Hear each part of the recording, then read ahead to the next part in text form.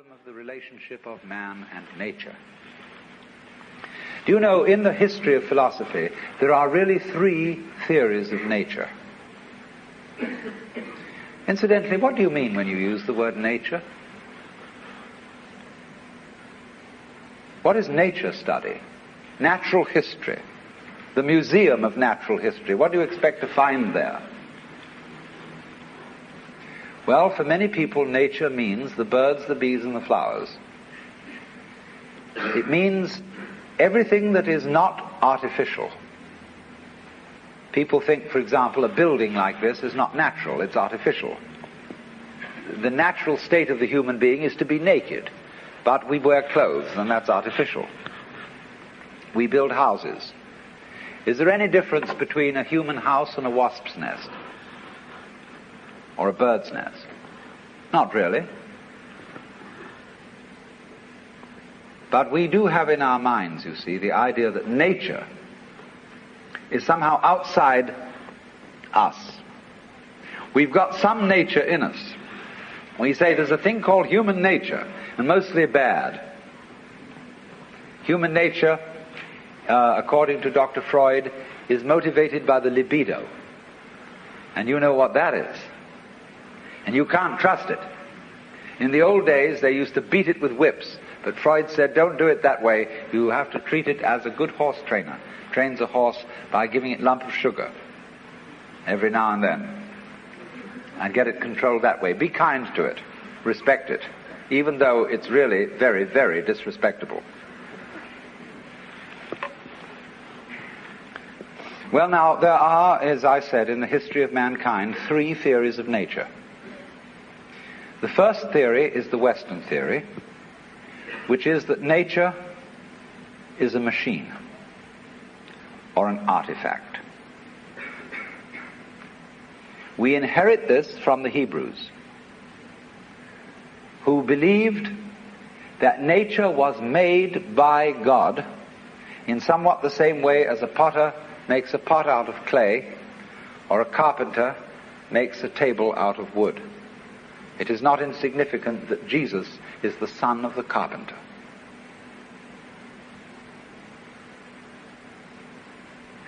Our tradition has been to look upon the world as a construct. And somebody knows how it was put together. Somebody understands. And that is the constructor, the architect, the Lord God. But it so happened that in the 18th century, Western thought began to change. They became increasingly doubtful as to whether there was a maker, whether there was a God. But they continued to look upon the creation as an artifact, as a machine. And by the time of Newton, people were explaining the world in terms of mechanism. And we are still under the influence of that idea, because after all, in things like Life magazine and so on, when they give you an article on human physiology, they usually make drawings which show the human being as a kind of mechanism, as a sort of factory. And they show how the peristaltic action carries the food in, and how it's processed by this organ and that organ, as just as if a certain product is fed into a factory, cow at one end, and it comes out canned corned beef at the other. Just in such a way, the human is illustrated, and so too in some kinds of rather degraded medicine that is now practiced. When you go to the hospital for a medical examination, you are treated as a machine. They process you. You are not a person. You are put in a wheelchair immediately. Even if you are perfectly healthy and can walk, nevertheless they have to have you in this wheelchair. And they put you through a process. And the heart specialist looks only at your heart because he can't understand anything else. The otorhinolaryngologist, which means an ear, nose and throat man, looks at that section of you and he doesn't know about anything else. And maybe a psychiatrist takes a look at you, and goodness knows what happens there, and so on and so on. Everybody looks at you from their specialized point of view as if they were a bunch of mechanics examining your automobile. Because, as I said last night, we just asked for this, because most of us consider ourselves as chauffeurs inside our bodies, which we own in the same way as you own a car. And when it goes wrong, you take it to the mechanic to fix it. You don't really identify with your body, just as you don't really identify with your car. So here is this whole theory of nature, which has grown up in the West as an artifact, something made. Now let me take a second theory of nature. This is an Indian theory, East Indian. Nature not as an artifact, but as drama.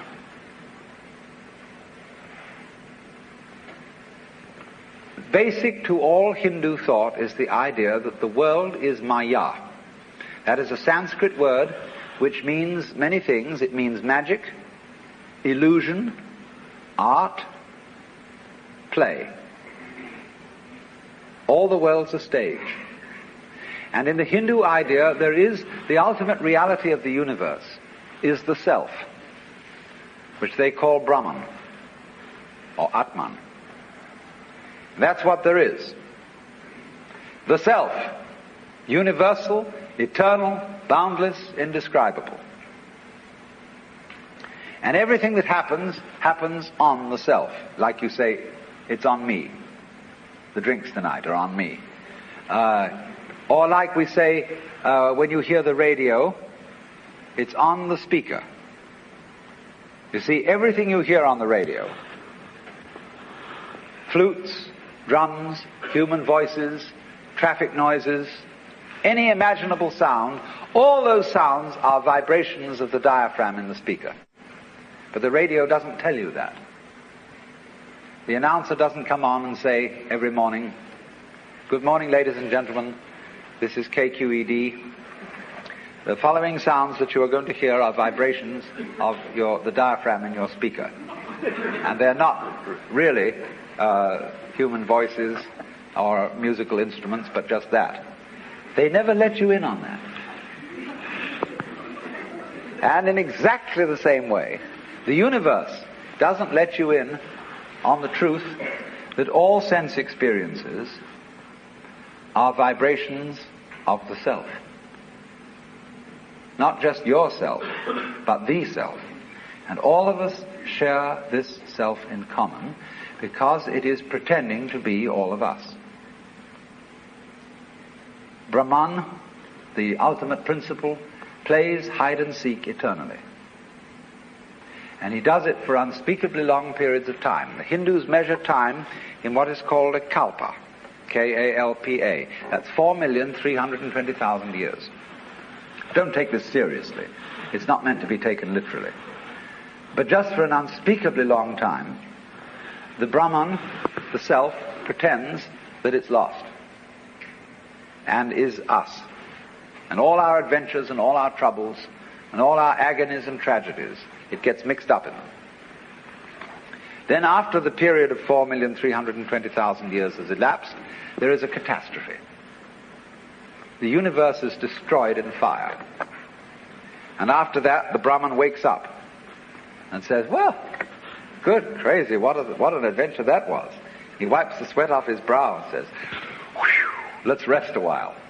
So for another 4,320,000 years, the divine self rests and knows who it is. It's me. Then it says, "Well, this is rather boring. Let's get going again. Let's get mixed up." And it does it in a very strange way because the way the Hindus time it, the first period of getting mixed up, getting lost, is beautiful. That's the longest period. Everything's right. It's just life is glorious.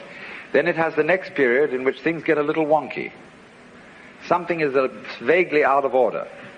That doesn't last so long. Then the next period, the third, is when good and evil are equally balanced. And that's still not so long. Finally comes the shortest period when everything bad triumphs and the whole thing blows up and we begin all over again. We're supposed to be living in that now. It's what's called the Kali Yuga, the age of darkness. And it began on Friday, February the 23rd, 3123 BC. And it has 5,000 years to run. But as it goes on, time gets faster, so don't worry.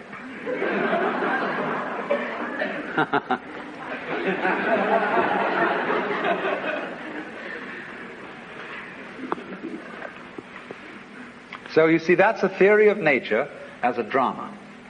It's a play. Now there's a third theory of nature, which is Chinese. And this is very interesting. The Chinese word for nature, they call Zhiran. And this expression means of itself so. What happens of itself. Or we might say spontaneity. It almost means automatic, because automatic is what is self-moving. Only, we associate the word automatic with machinery. But Ziran, what is so of itself, is associated in the Chinese mind not with machinery, but with biology. Your hair grows by itself. You don't have to think how to grow it.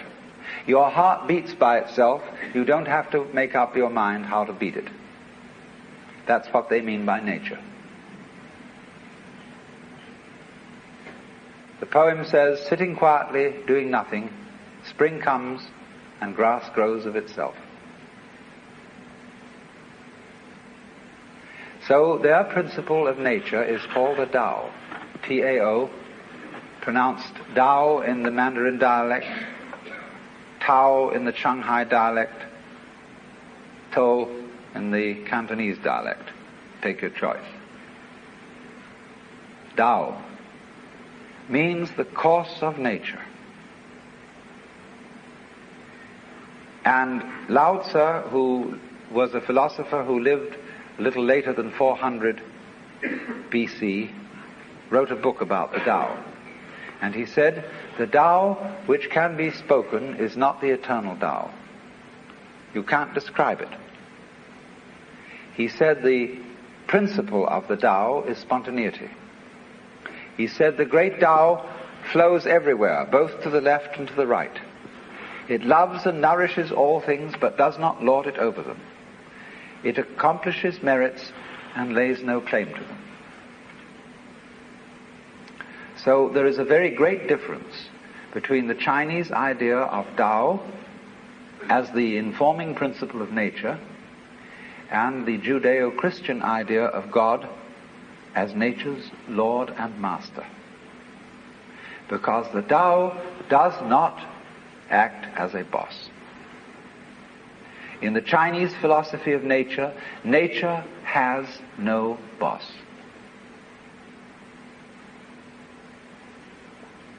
There is no principle that forces things to behave the way they do. It is a completely democratic theory of nature. Correspondingly, you see, most Westerners, whether they be Christians or non-Christians, don't trust nature. Of all things, nature is the thing least to be trusted. You must manage it. You must watch out for it.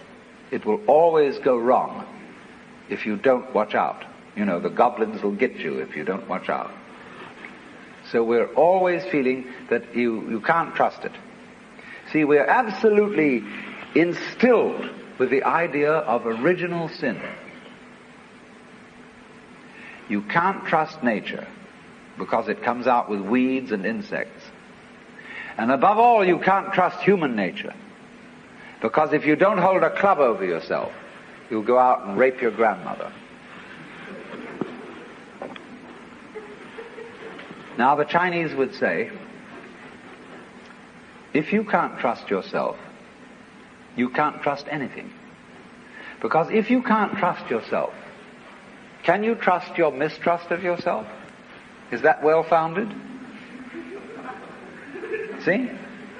If you can't trust yourself, you are totally mixed up.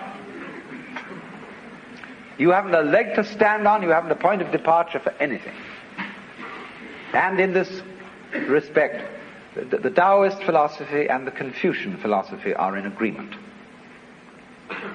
In Confucius philosophy, the fundamental virtue of a human being is called Ren, spelled Jen for reasons best known to Chinese scholars. I don't know what they are, but it's pronounced Ren. And it's a character, Chinese character, that Confucius placed as the highest of all virtues, higher than righteousness, higher than benevolence, and it means approximately human-heartedness. Now, Confucius once said that goody-goodies are the thieves of virtue. Virtue in Chinese is de. We Romanize it as T-E-H, de. And it means virtue not in the sense of moral propriety, but virtue in the sense of magic, as when we speak of the healing virtues of a certain plant. A man of true virtue is therefore a human-hearted man.